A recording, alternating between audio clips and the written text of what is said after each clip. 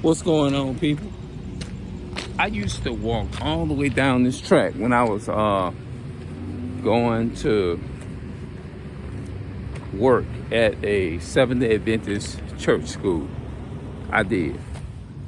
Now, I'm in this 21st century. I'm in a different.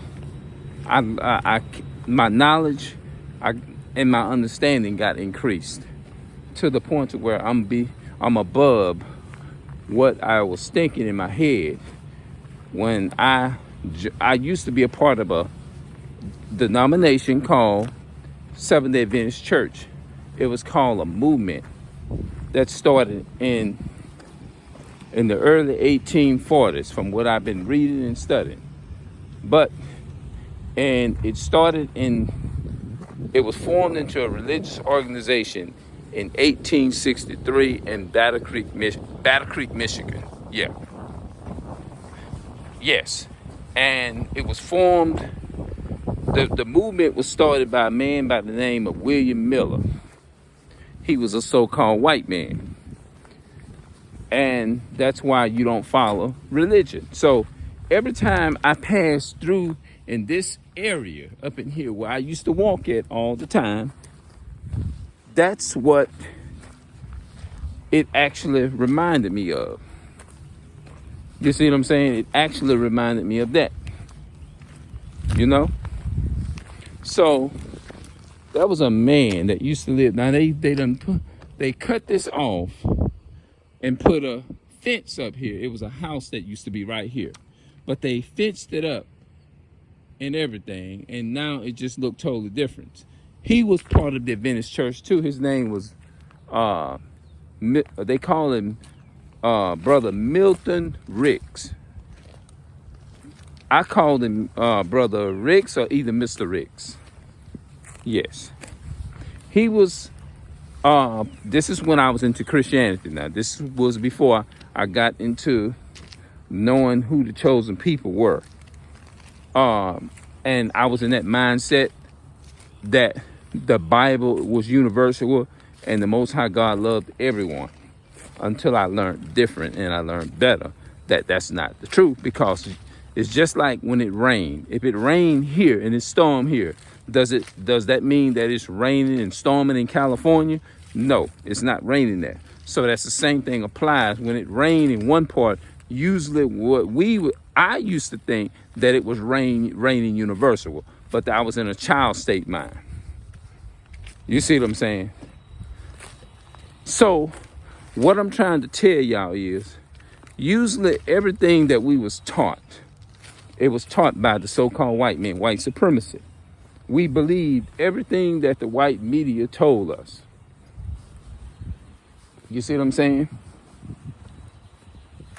But we have to learn when we grow up, and all that stuff that we ate, meaning that we took it in and we followed it, we came to a conclusion and to realize that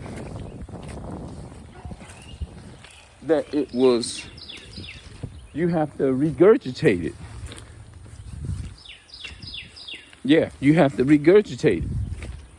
Because I'm looking back there because they got a damn dog. But yeah, you realize there's a truck coming up here on the train track. So I guess they can fix them trucks like that. Yeah, so that's what had happened. But I was very dedicated into the church school. I mean, so-called church school. Now, let's get an understanding of who the church is and what the church represents. Man, you mean to tell me they putting trucks up on the train track? I never seen that before. 2023, you ain't no telling what you're gonna see now. So I don't remember seeing it back in the day. Trucks riding on the train track. Whoa, that is really dope. But everything that we learned, I lost what the hell I was gonna say first. Everything that we learned, usually we learned it from somebody else. But in realizing everything that you learn you have to vomit it up. There's a scripture in Proverbs. It tells you, when you sit before a ruler and you sit at the king's table, consider diligently what is set before you.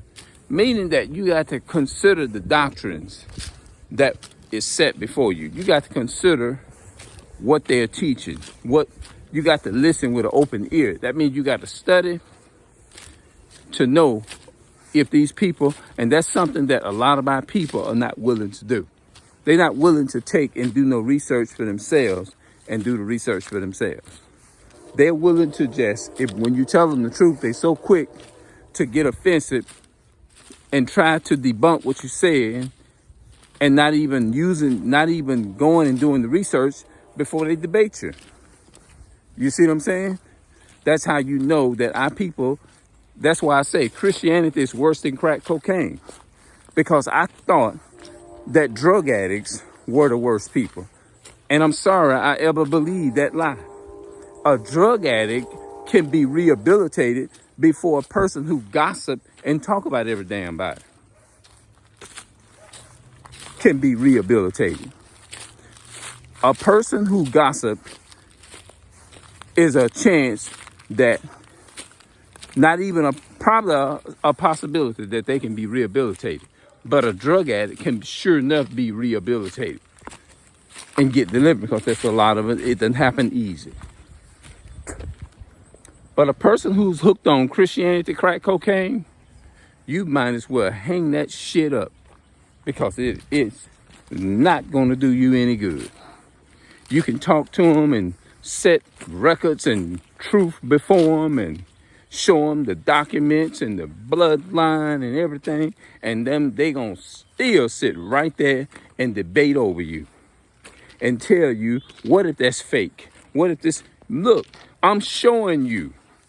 You see all of the proof documents. This person was born in 1995. This person was born in 1905, 1906. Here's the records and document. How do you know that's true? Because I'm showing you right now. You are alive. Who wakes you up in the morning? How do you know I'm being woken? They're going to come up with something. You don't know who waking you up. And at that point, I tell them, well, then you're a delusion. Let me go ahead and upload this here, because I don't know how long it's going to take to get it to process, because there's a lot more information that I wanted to say. But I guess I have to go live and talk about the rest of it. But I sure will put some clips of words up here to let you know what the video was about. I was talking about the history of me being in the Adventist Christianity. That's the title of the video. Now I'm out.